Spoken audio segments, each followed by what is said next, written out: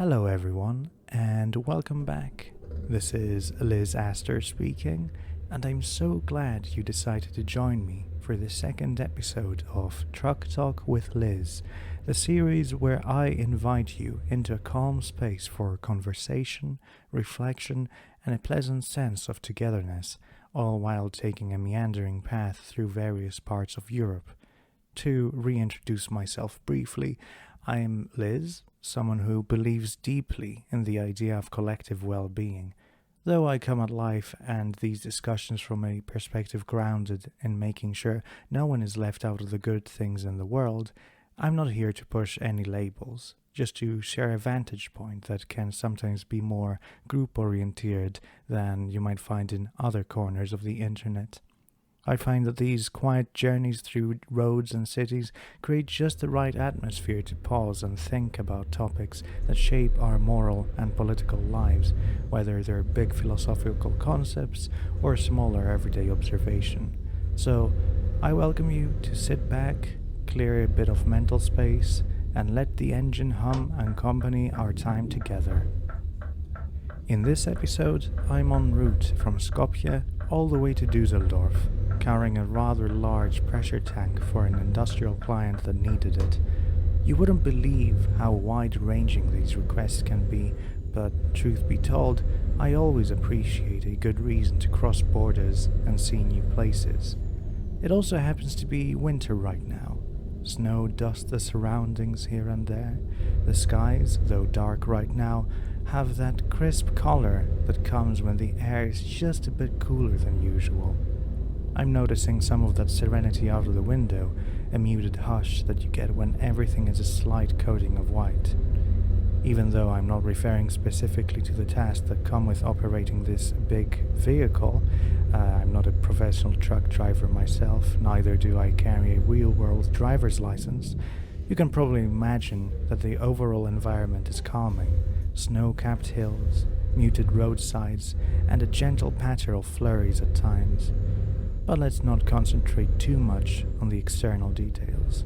Instead, I want to dive into this episode's main subject, the idea of the social contract.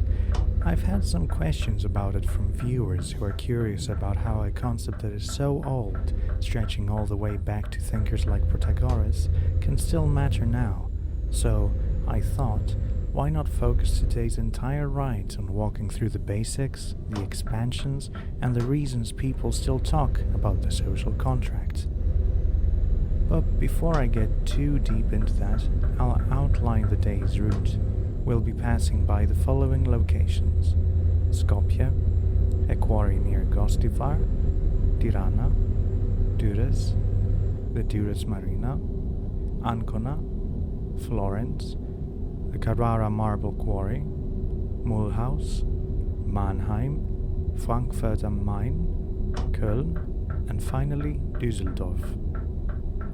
I won't talk about the specifics of maneuvers or mention too much about the wheel, the pedals, or anything like that, but we'll take moments to note the features of these towns, areas, and cityscapes as we proceed. At the very end, I'll ask you what you thought of today's topic, your input about next time's theme, and I'm asking you because I love hearing from you. There's going to be a poll in the posts that I make, so please have a look after you finish this session. And because I feel it fits the spirit of these calm, reflective discussions, I'll also mention a film, a TV series, and a pair of novellas that I've recently experienced, weaving them gently into our talk whenever it seems relevant. So, let's settle in. A sip of coffee or tea might be nice, or maybe just a hush of your surroundings. The social contract is a concept that can get a bit dense, but we'll go step by step, relaxing as we talk about these significant philosophical ideas. The idea of the social contract might sound imposing, but at its heart, it's simply about how we justify collective norms, morals, laws, institutions, rules, you name it. Why do we feel we should follow certain protocols? Or why do we believe some rules have genuine authority over us? Going back very far, You see hints of this in the works of Protagoras, and Epicurus touches on something like it when he emphasizes how people come together for mutual benefit and to avoid harming one another. The concept, in a more recognizable format, took shape when people like Thomas Hobbes, in the 17th century, laid it out systematically. Then John Locke, Jean-Jacques Rousseau, and Immanuel Kant refined it, each in their own unique ways, adding different interpretations of what that agreement might look like or symbolize.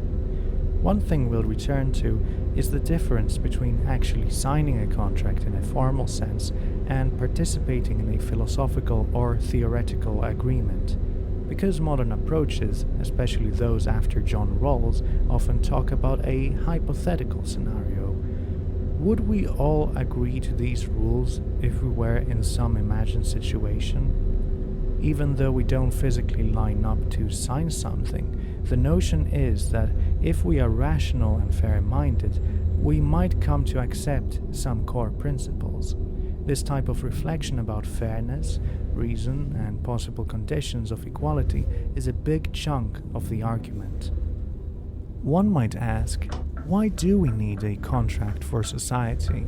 It's less about a literal piece of paper and more about rational justification. The older approach, found in Hobbes' The Leviathan, imagines that in a hypothetical original condition, we have to worry about constant conflict, everyone out for themselves, a condition he famously described as solitary, poor, nasty, brutish, and short.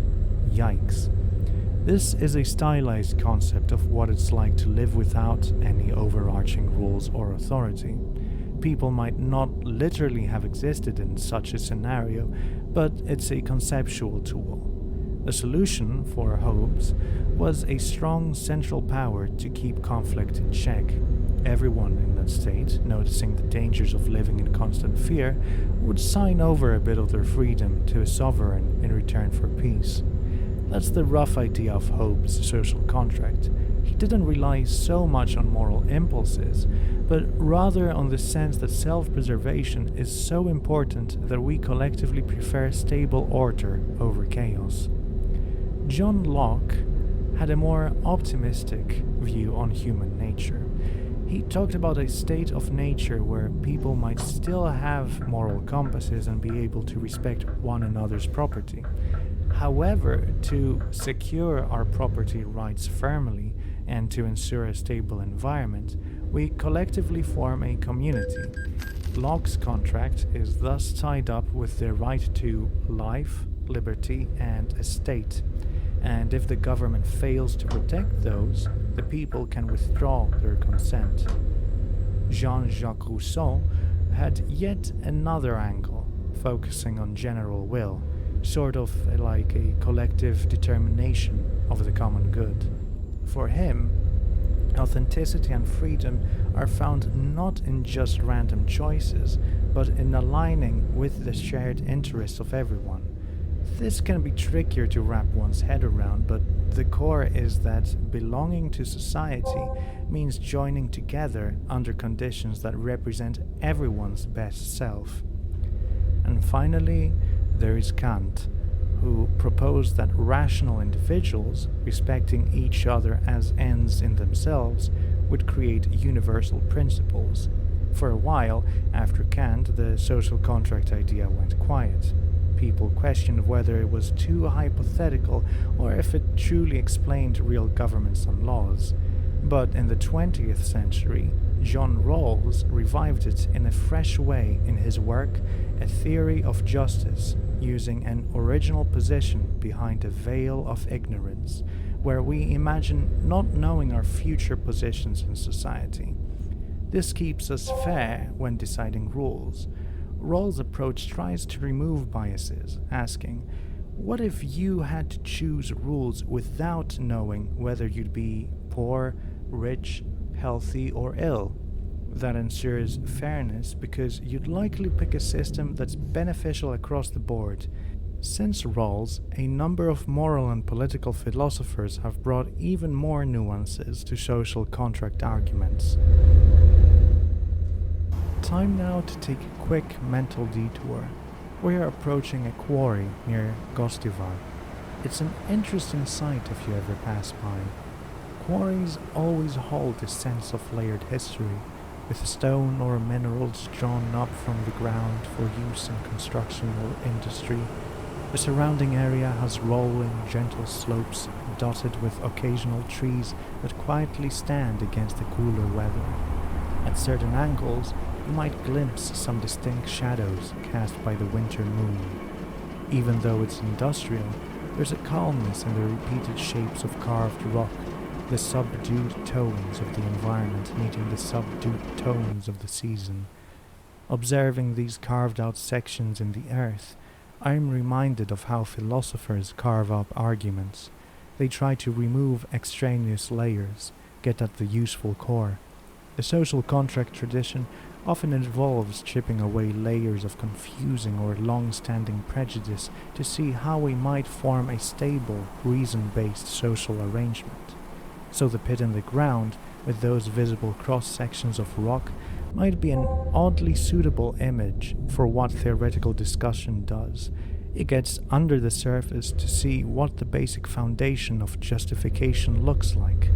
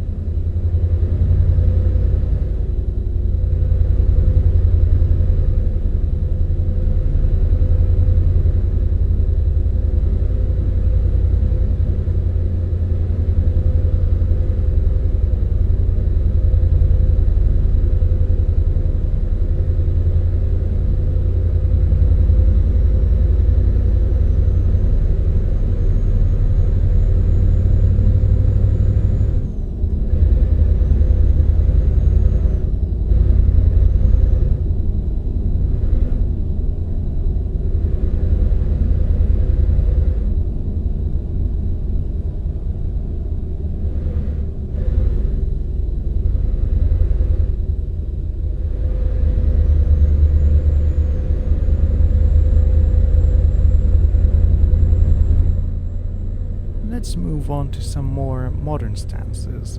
Contemporary thinkers sometimes divide social contract theory into two broad categories. Some follow a reductionist path, starting from the assumption that individuals are mostly self-interested or that they have reasons that revolve around their own well-being. The big question for them is, why should a purely self-driven person ever agree to moral or political constraints if these constraints don't further that person's direct interests? This is the route we often associate with Hobbes or with more recent philosophers like David Gautier or James Buchanan, not the former United States president. Others take a non-reductionist approach, focusing on the more moral convictions that participants might already have. For instance, John Rawls doesn't say individuals are purely self-interested in that short-sighted way. Instead, his imaginary parties represent moral concerns as well, wanting not just to get the biggest personal advantage, but to support fairness in a broader sense. The difference is whether we reduce moral or social rules to purely personal advantage, or if we allow that people might already hold more communal convictions. Both approaches can converge in an interesting place. They try to ensure that anyone thinking rationally from the vantage point assigned to them can see a reason to accept certain rules. It's less about actual historical signatures on a contract, more about a conceptual method for evaluating if a principle is acceptable or not. Philosophers debate whether that means a strong yes, or only that we can't reasonably reject it.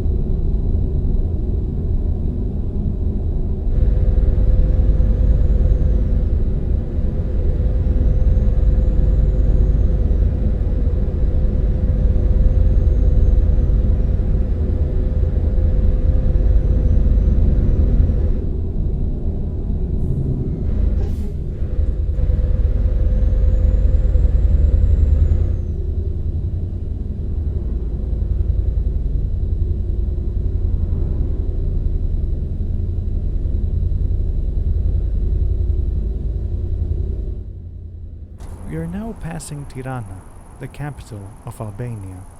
Tirana has grown quickly over the years, developing from a smaller town into a lively urban center with cultural institutions, public squares, and colorful buildings. You might notice certain bright facades, the unique designs, or even the way the city is framed by hills. There's a deep sense of transformation in Tirana's story, especially after the 90s, when it opened up to significant changes in governance and everyday life. Although we won't be staying here for too long, it's still worth acknowledging the significance of place. Places like Tirana show that societies can drastically change their governance structures within a generation or two, occasionally turning old norms on their heads. That lines up with the question, how do we form legitimate rules or rearrange them to fit new realities? The social contract discussion sits right at that intersection.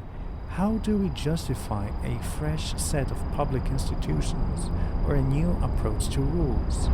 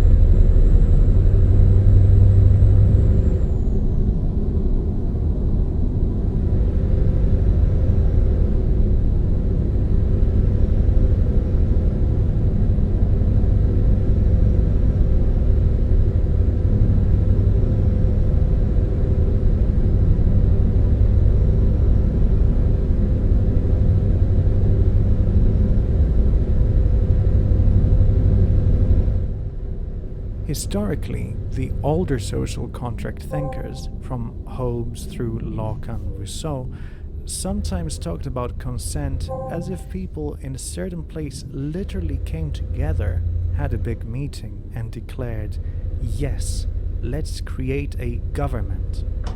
Over time, though, that idea was challenged. Did that meeting ever actually happen? Or does everyone who's born into a system automatically consent to it? In more modern readings, the contract is hypothetical. That means it's not about us literally consenting, it's about whether we, if we were behind a veil of ignorance or in a fair choice setting, would freely accept these principles. It's a test. If the test is passed, we say the rules are justified. Some critics, though, have raised an eyebrow, saying, how can a hypothetical contract bind me if I never actually signed it?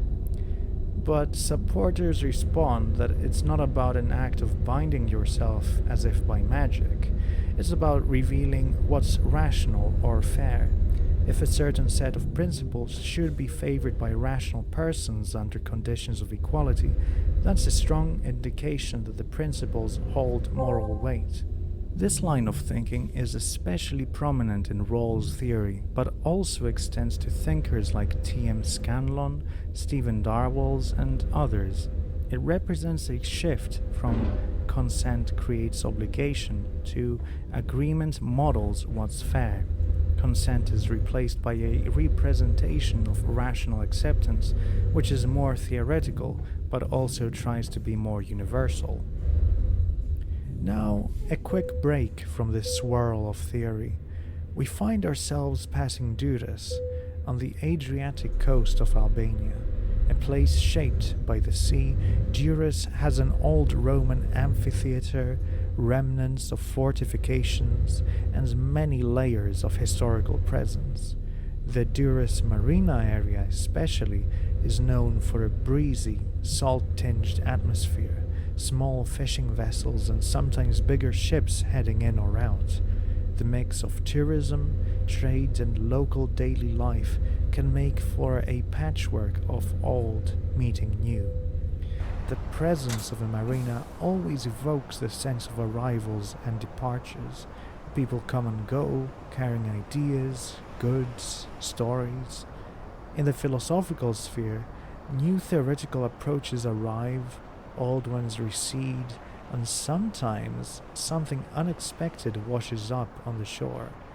The social contract has also had times of fading influence and times of renewed life in philosophical debates. Duress, with its maritime rhythms, might remind us that these things move in waves.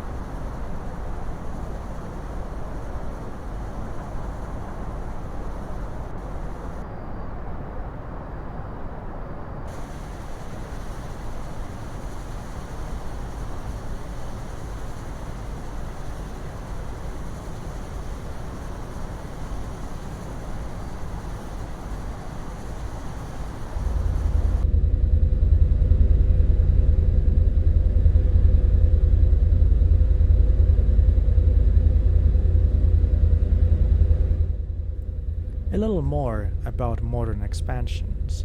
Some social contract thinkers try to use concepts from game theory, especially bargaining theory. The question is, how do individuals with potentially conflicting interests settle on something? People like John Nash devised formal bargaining solutions. David Gauthier, in Morals by Agreement, attempts to show how purely self-focused contractors might come to moral norms if those norms lead to better outcomes. Another approach is to use aggregation, where you try to combine everyone's preferences or utility in some fair or balanced way, as John Harsanyi tried. One complicated aspect is that multiple solutions can appear in these models. Which ones do we pick? That's the question of equilibrium selection. Some philosophers, like Brian Scarams, discuss how repeated interactions or evolutionary processes might allow certain stable norms to emerge, which then gain a sense of inevitability. Even so, we want to see if, from our vantage point as reasoning individuals, we find those norms acceptable. Evolution might generate something, but is it ethical or fair? Ultimately, the social contract tradition tries to see if the rules that shape public life can be endorsed by the people who must live under them. It's as if we're stepping outside our usual perspective and ask, is this arrangement one I would have chosen had I the chance to think from scratch? But hey, that's just a theory. We just took the ferry boat from Duress, and heading northwest, we cross into Italy. Our next named point of reference is Ancona, an Adriatic seaport. Imagine a place where centuries of maritime trade shaped everyday life, from the Romans to medieval periods onward. Ancona can be quite bustling, but it also has quiet corners where you can gaze out at the open water. Nothing quite like a port city to remind us of transitions. As we shift from the Balkan Peninsula to the Italian Peninsula, we see how varied societies adapt different laws, traditions, and institutions to the same basic human needs: safety, commerce, neighborly living, and so forth. The social contract might look different from place to place, but the underlying question is always, by what reasoning do we accept communal rules?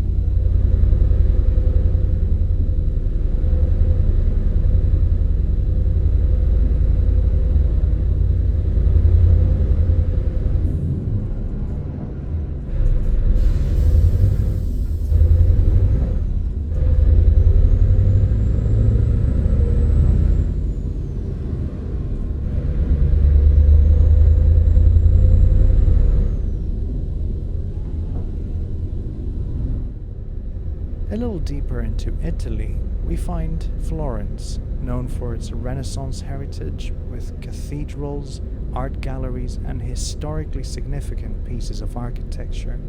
As we pass by, I'm thinking about the Renaissance drive for creativity, new knowledge, and the challenging of established dogma. The city was once home to thinkers, artists, and those who sought fresh perspectives. That spirit parallels the continuous efforts of philosophers to reframe big problems, including how we decide on moral or political principles. If the Enlightenment drew from the Renaissance blossoming sense of possibility, then the social contract tradition can be seen as one manifestation of that shift from tradition and authority-based justification to reason-based approaches.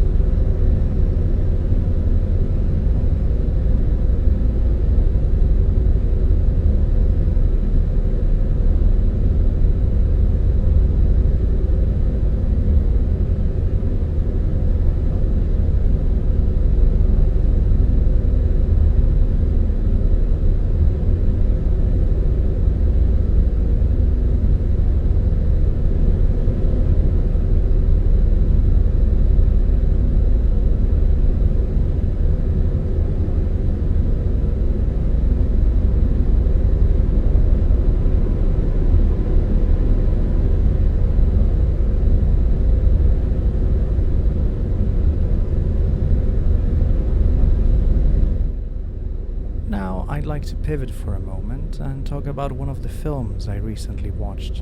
It's called The Beast, directed by Bertrand Bonello, starring Léa Seydoux and George Mackay.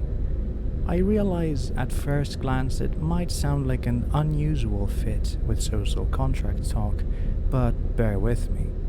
The story sets itself in multiple timelines, 1910, 2014 and 2044. With a central character, Gabrielle, played by Seydoux, confronting the notion of purging her DNA of past trauma. She has to revisit these past lives, which revolve around love, dread, and the sense that something catastrophic is always around the corner. Each timeline stands for a distinct slice of life. One is a refined, repressed romance in 1910 Paris. Another is a surreal LA setting in 2014 with an incel-like character played by Mackay, and the last is a bleak 2044 Paris where people feel pressure to dull their emotions for professional advancement. What struck me was how the film never tries to clarify the scientific mechanics of these flashbacks or reincarnations. Instead, it's a meditation on how we relate to our personal histories and how our emotional experiences connect across time. For me, the parallel to our main topic is the sense that the rules and norms we accept might also be shaped by the ghosts of prior collective traumas or the dread of possible future calamities. The film's layering of dread, romance, and political anxieties reminded me that whenever we speak about living together fairly, like in social contract theories, we're also dealing with decades or centuries of past experiences that shape current attitudes, often subconsciously. The Beast draws from Henry James' short story, The Beast in the Jungle, preserving that haunting sense of impending doom. The choice to anchor the film in repeated images, close-ups of Seydoux, and an overarching theme of how we manage or deny our fears also ties in with the idea that living in society requires us to handle collective anxieties. We might not face the same literal future the film imagines, but we do see threats, climate change, social unrest, global tensions that shape how we come together and pick certain principles. It was quite a fascinating watch, though it's definitely a heavy one. There is a haunting quality to Seydoux's performance that lingers, much like the question that lingers about what, if anything, truly saves us from ourselves. Bonello's directorial style left me reflecting on how memory, or the removal of memory, might parallel the removal of certain inequalities or biases in a social contract scenario. Anyway, it felt worth mentioning because sometimes a good film triggers tangential insights about bigger philosophical questions. In a sense, we all fear that beast, that unseen threat that might push us to unite or to sign on certain rules just to keep the dread at bay.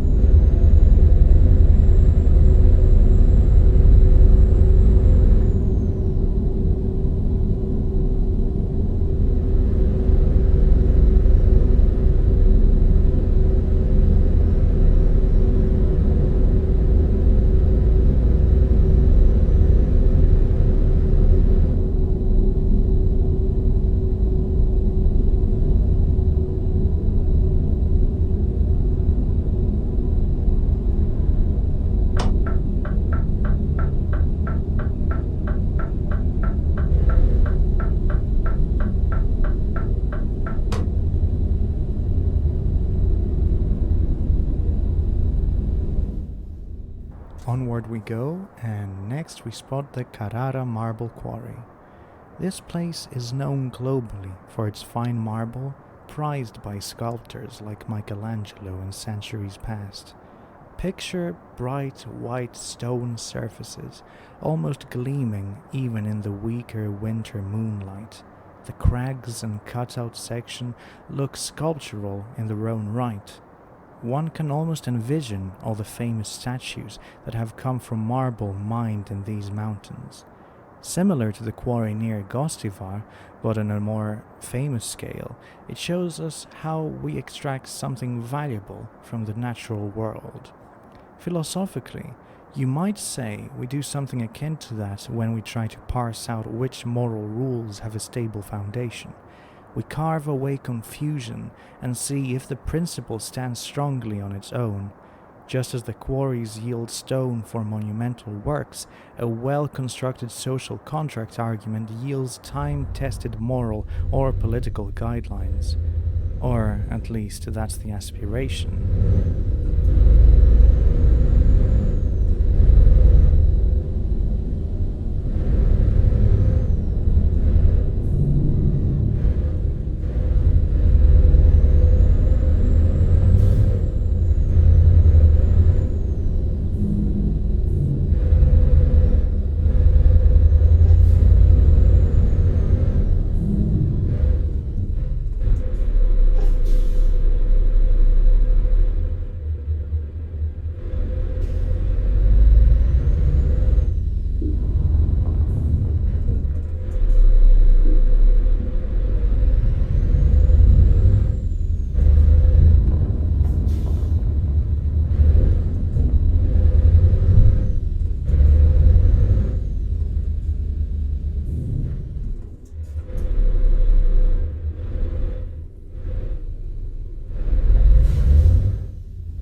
Let's shift our discussion to what exactly the contract is supposed to produce.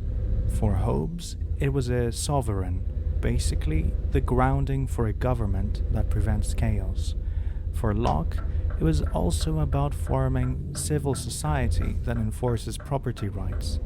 Rousseau wanted to ensure our freedoms while living under a communal general will. Rawls frames it as a principles of justice to govern basic institutions, like how wealth is distributed, how rights are assigned, and so on.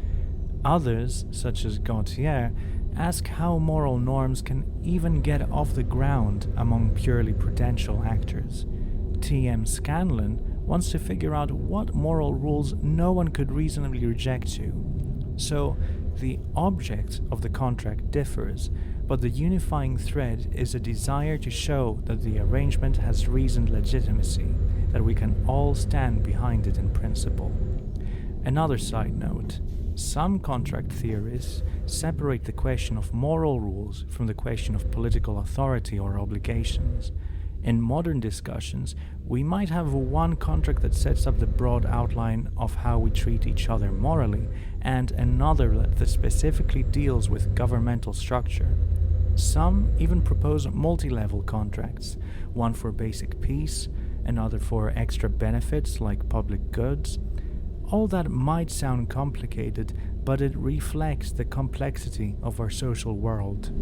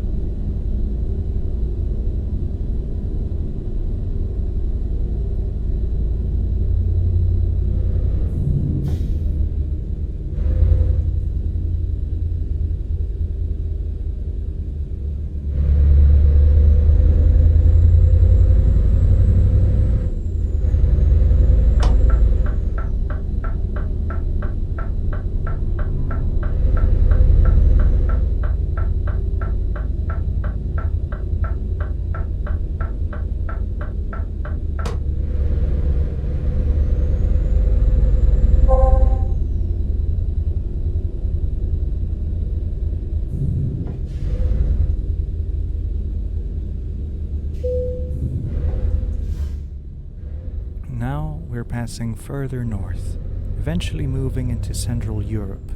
We pass by Mulhouse in eastern France, known historically for its industries. Then a bit further along, we enter Mannheim in southwestern Germany, a city with a distinctive grid layout in its center.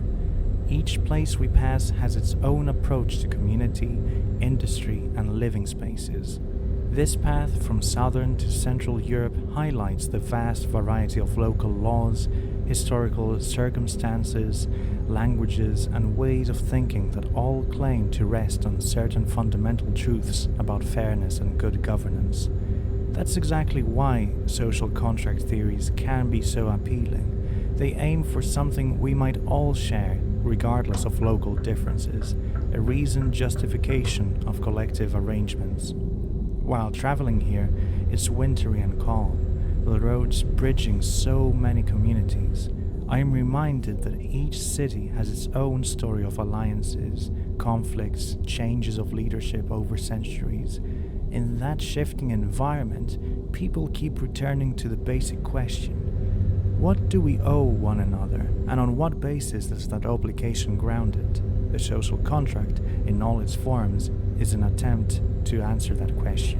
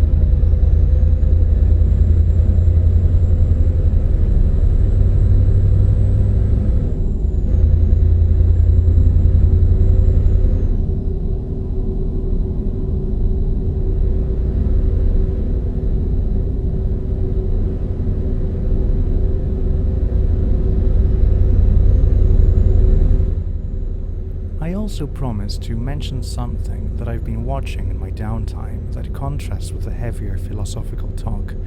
It's an animated show called Delicious in Dungeon. I was recommended this series by my dear friend and colleague, Mish the Fish, currently sitting in the co-driver's seat.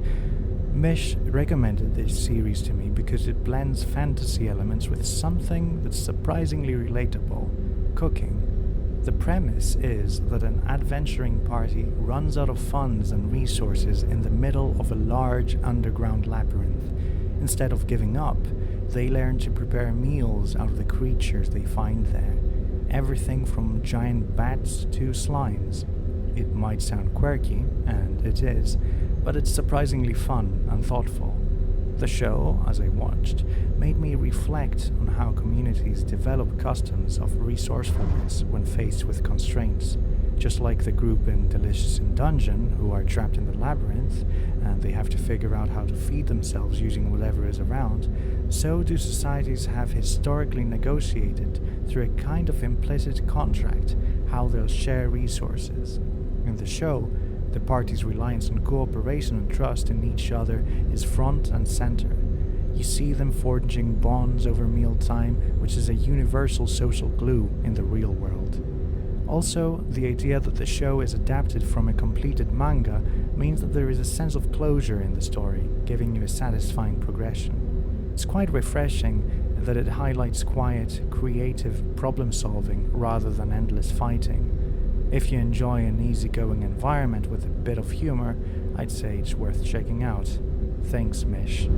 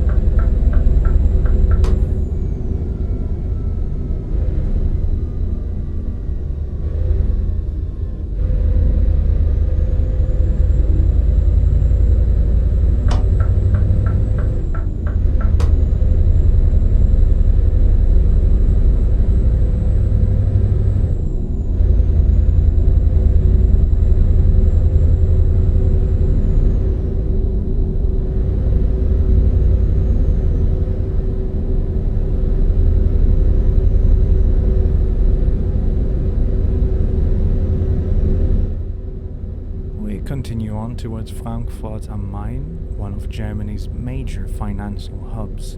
The tall buildings, the bustle of commerce, and the modern feel all combine with historical sections, reminding us again that old meets new. Frankfurt's famous skyline stands in contrast to the older architecture in parts of the city.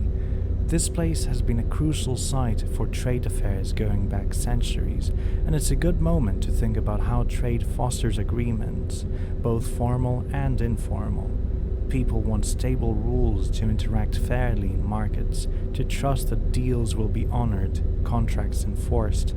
That impetus can reflect a social contract idea on the commercial side, stable backgrounds of trust, property rights, and fair dealings. Without them, it's chaos. So, even in a purely economic sense, you can see how some arrangement is needed so people can feel safe to exchange goods and services.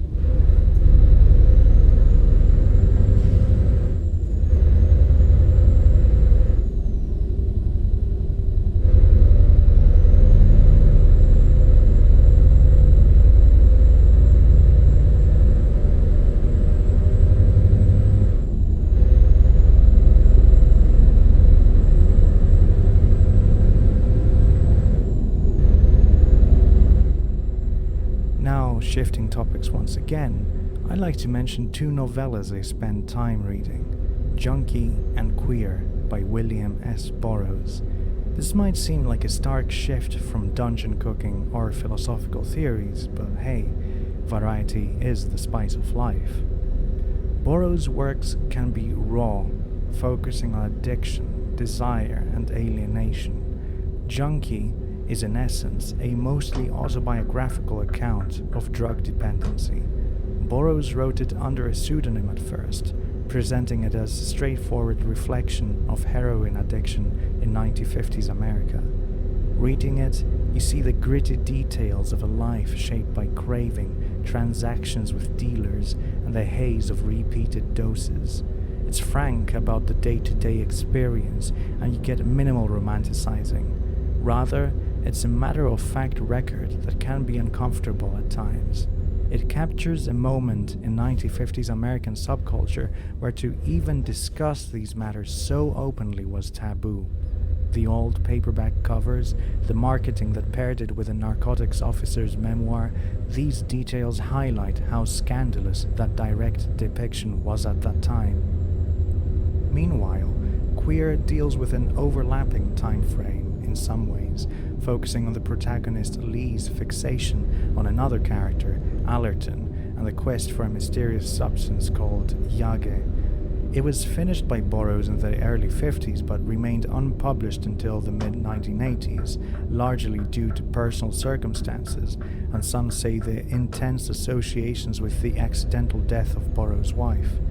Queer isn't graphic about same-gender intimacy, but it's deeply candid about the protagonist's obsession and anxieties.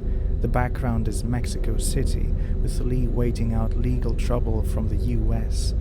The text has a lonely, desperate tone in many parts, as Lee tries to chase someone who isn't quite reciprocating. So how does this all connect to our main philosophical subject? In a sense, both Junky and Queer depict individuals living outside mainstream social norms. They are on the fringes, dealing with the law, dealing with moral condemnation, wrestling with their own impulses. It draws attention to how societies often shape rules, sometimes punishing those who can't or won't live by them.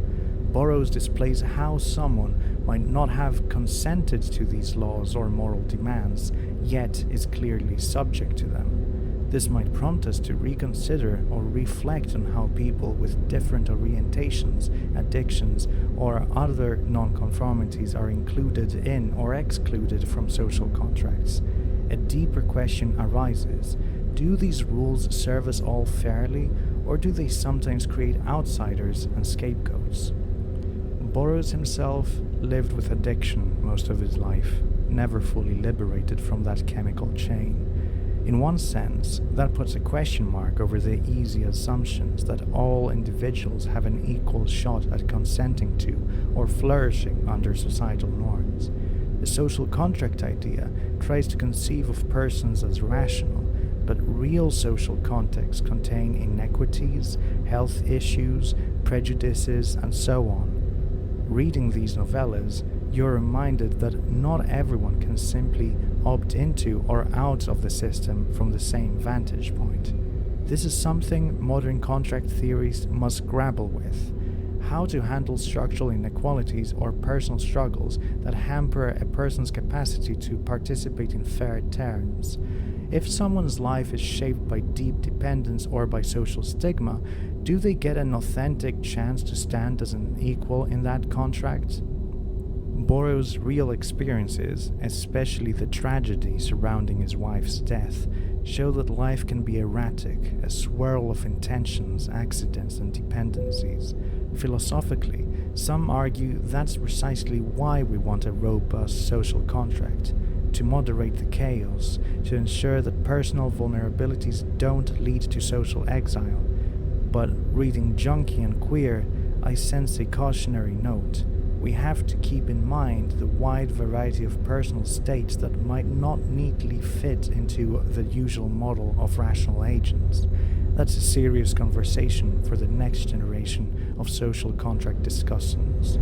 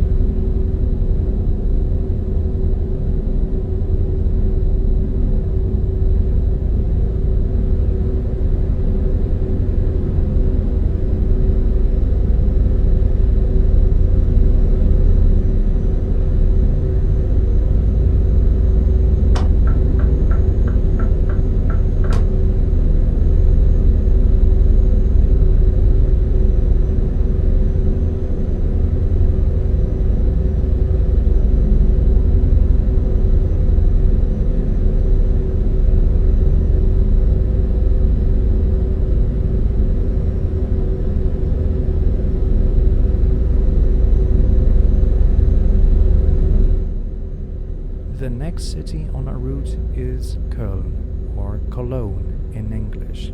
It's one of the oldest cities in the country, famous for its cathedral and long history going back to the Roman era. The cathedral's spires stand tall in the skyline, quite an impressive piece of Gothic architecture. Cologne also hosts cultural events and is known for a lively atmosphere in normal times, especially around carnival season. This city's centuries of existence again hint at different layers of governance, from Roman colony to medieval fortress to a modern metropolis. Each version of Cologne presumably had some system of rules, either implicit or explicit, supported or imposed. If you consider that span of time, the question always remains, how do we ground those arrangements in reason or fairness as times change?